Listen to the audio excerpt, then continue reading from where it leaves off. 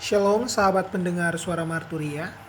Kiranya damai sejahtera Tuhan senantiasa menyertai kita dimanapun kita berada saat ini. Kita hari ini bersama-sama akan merenungkan firman Tuhan dari kitab Yohanes pasal 15 ayat 1-8. Namun sebelum itu, mari kita bersama-sama menghadap Tuhan dalam doa. Tuhan Allah Bapa kami yang ada dalam kerajaan surga, kami datang dengan hati yang rindu untuk mengenal dan mendengar firman-Mu. Untuk itu, kami memohon tuntunan daripada Roh-Mu agar dapat menyegarkan hati dan pikiran kami, sehingga hati dan pikiran kami boleh terbuka untuk menerima firman-Mu. Dan kiranya firman tersebut dapat mengubah cara hidup kami. Di dalam nama Tuhan Yesus kami berdoa. Amin. Kita membaca dari Injil Yohanes pasal 15.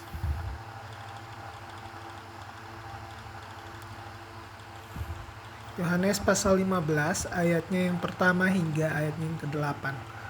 Di bawah judul perikop pokok anggur yang benar. Akulah pokok anggur yang benar dan Bapakulah pengusahanya. Setiap ranting padaku yang tidak berbuah dipotongnya, dan setiap ranting yang berbuah dibersihkannya, supaya ia lebih banyak berbuah. Kamu memang sudah bersih karena firman yang telah kukatakan kepadamu. Tinggallah di dalam aku dan aku di dalam kamu. Sama seperti ranting tidak dapat berbuah dari dirinya sendiri kalau ia tidak tinggal pada pokok anggur. Demikian juga kamu tidak berbuah jikalau kamu tidak tinggal di dalam aku. Akulah pokok anggur dan kamulah ranting-rantingnya. Barang siapa tinggal di dalam aku dan aku di dalam dia, dia berbuah banyak. Sebab di luar aku kamu tidak dapat berbuat apa-apa. Barang siapa tidak tinggal di dalam aku, ia dibuang keluar seperti ranting dan menjadi kering, kemudian dikumpulkan orang dan dicampakkan ke dalam api lalu dibakar. Jikalau kamu tinggal di dalam aku dan firmanku tinggal di dalam kamu, mintalah apa saja yang kamu kehendaki dan kamu akan menerimanya. Dalam hal inilah Bapakku dipermuliakan, yaitu jika kamu berbuah banyak, dan dengan demikian kamu adalah murid-muridku. Demikianlah firman Tuhan. Sahabat pendengar, Yesus memulai perumpamaan ini dengan mengungkapkan dirinya sebagai pokok anggur yang benar.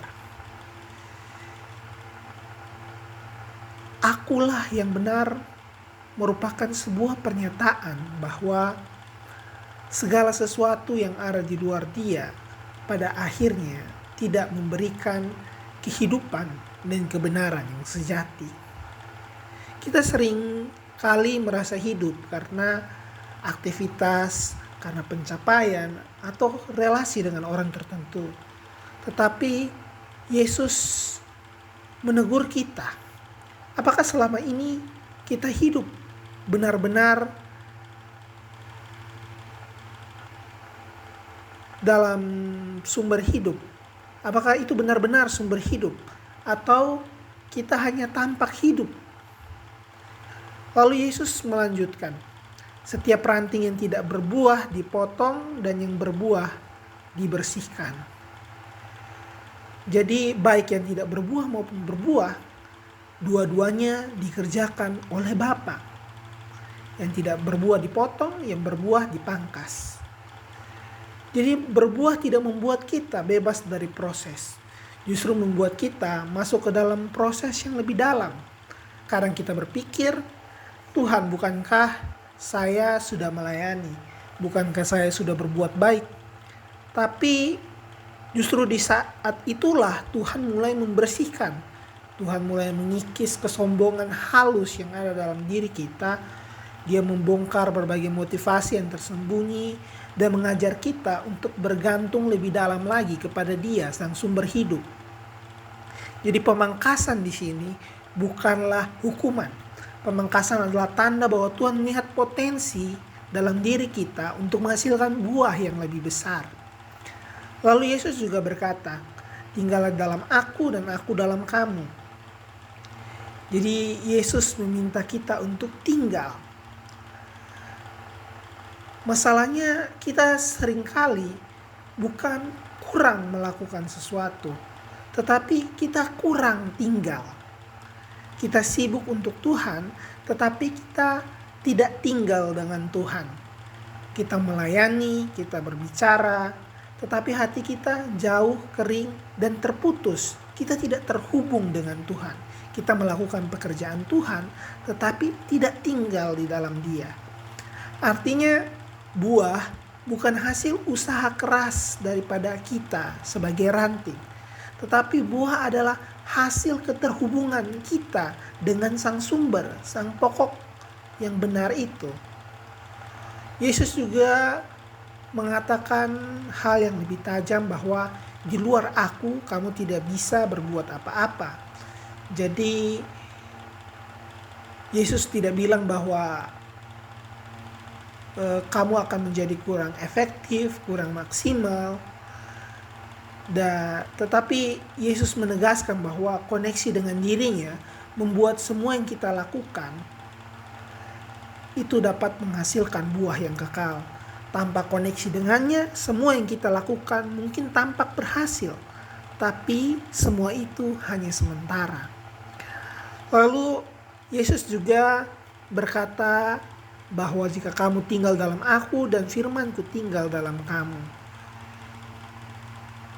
Kalau kita memperhatikan urutannya, kita diminta tinggal, maka firman itu akan tinggal juga di dalam kita dan doa kita menjadi berkuasa.